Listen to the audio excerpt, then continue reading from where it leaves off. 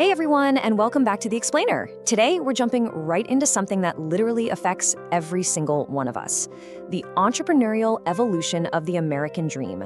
We've got some incredibly exciting insights lined up that really show how the classic, traditional blueprint for success, it's undergoing a massive top-to-bottom transformation. Now, you hear it all the time, right? People are anxious. They feel like opportunity is vanishing, like all the doors are just slamming shut. But what if the American dream isn't disappearing at all? What if it's actually just changing shape? That's the core premise we're diving into today. The dream hasn't vanished, it's just evolved to fit a completely new era. Section 1, the new American dream. So to really get this shift, we kind of have to look back at that super familiar historical blueprint for success. You know the one. Go to school, get a stable job, work hard, buy a house, and retire comfortably. For millions of families, this was the absolute gold standard. It meant security, it inspired immigrants to cross oceans, and it convinced everyday workers that all their hard work would eventually pay off. And honestly, it worked beautifully for a lot of people. But over the last 20 years or so, the entire economic and technological landscape has just fundamentally shifted beneath our feet. And because of that, the biggest cognitive shift happening right now is this move away from the traditional mindset of asking, who will hire me, to a modern, much more entrepreneurial mindset of asking, what can I build? It's a simple shift, but it is totally reshaping the future of our economy. For decades, we were all taught to crave job security.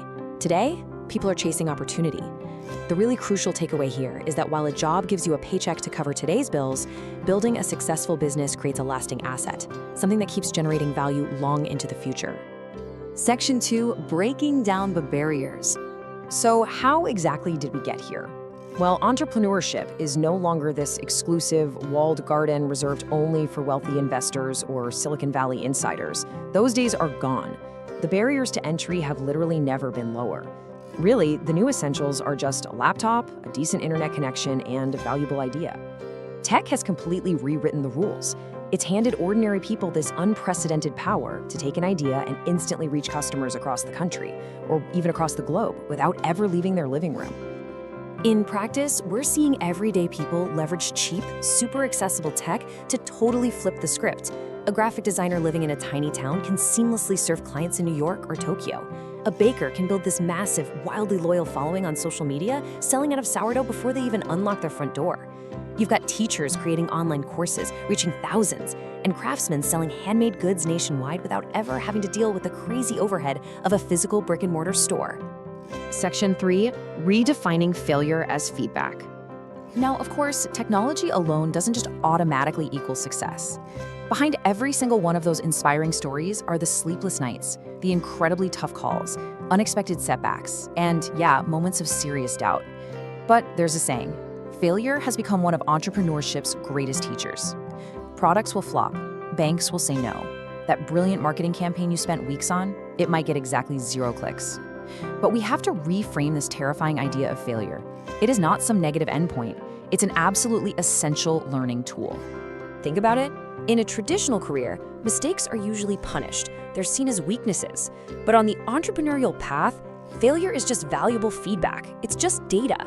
Every single obstacle shows you exactly what needs fixing. Every setback builds your resilience. And every lesson actually increases your odds of nailing it the next time. America's entrepreneurial culture is so incredibly strong precisely because it rewards this kind of gritty persistence just as much as raw talent. Section 4, solving problems, creating value.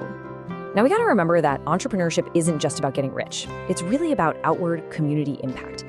At its core, every successful business exists because it makes someone's life easier, better, faster, safer, or just more fun. Restaurants bring people together for shared memories. Software saves us time so we can actually hang out with our families. Healthcare innovations improve and literally save lives. And those local indie coffee shops, they become the vital gathering places for the whole neighborhood. Entrepreneurs don't just push products, they create the actual heartbeat of a community. And keep in mind, breakthrough innovations almost never start inside some massive, heavily funded corporate boardroom.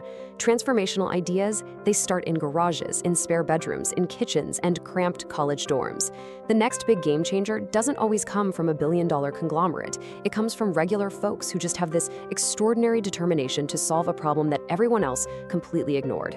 Section 5, opportunity wears many faces. We are stepping into this beautifully inclusive era where the face of business is completely diversified. This new American dream, it is highly democratized. You've got retirees launching new ventures instead of just slowing down. Full-time workers are grinding out passionate side hustles on the weekends.